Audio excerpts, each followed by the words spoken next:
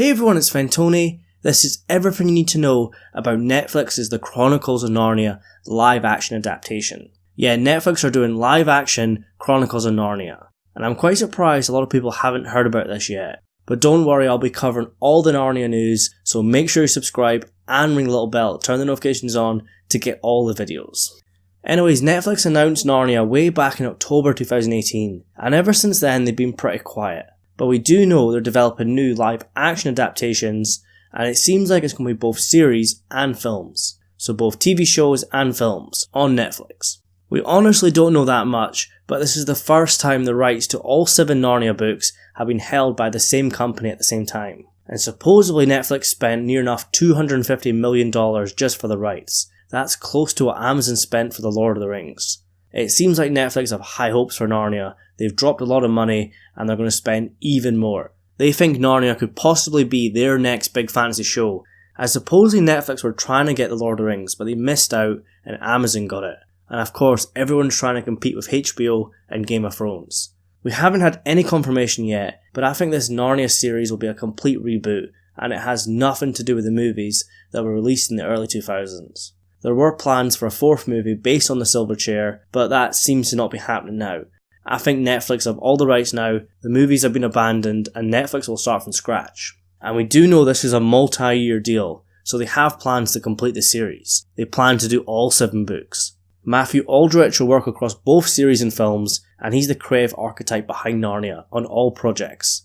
This is a partnership between Netflix Productions and Entertainment One, as well as the C.S. Lewis Company. Hopefully the C.S. Lewis Company's involvement is quite similar to the Tolkien estate over on Amazon with the Lord of the Rings series, where the author's estate can keep Netflix in check and have some creative control. You don't want Netflix straying too far from the original Narnia story. And they have mentioned several times in a few press releases the Narnia universe and multiple productions. Of course they're going to adapt all 7 books, but it's likely they're going to do their own original stories set between each novel. The novels are pretty short, so of course there's plenty of room to expand.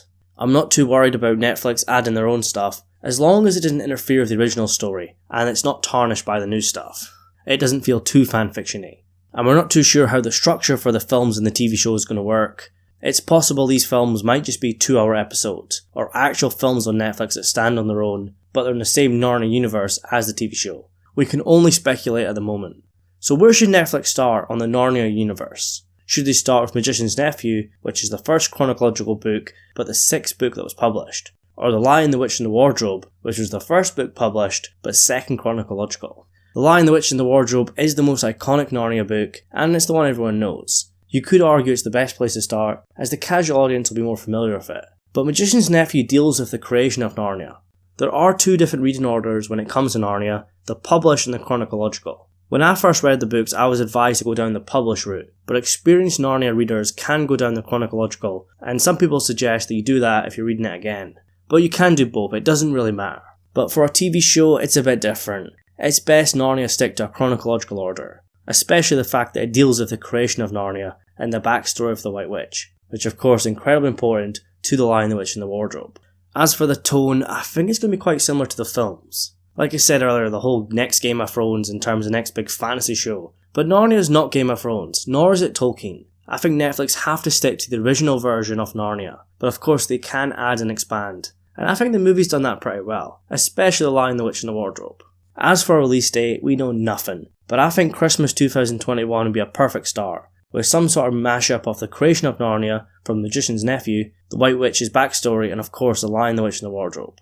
As for casting, there's nothing on that. I expect the child actors are mostly going to be unknown people, but perhaps they might get someone famous for the White Witch and the voice of Aslan.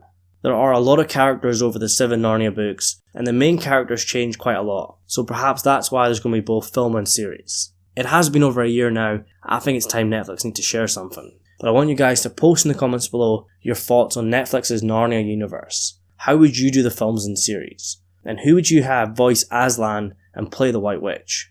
Whoever voices Aslan has to have a strong voice. And as for the White Witch, you're going to have a powerful actor as well. I'm pretty big on Ruth Wilson from his Dark Materials, but like I said, I'll be covering all the Narnia Netflix news. Once we get more story details, some casting and a release date, any other news, I will be making videos, so make sure you subscribe to get them, and turn the notifications on.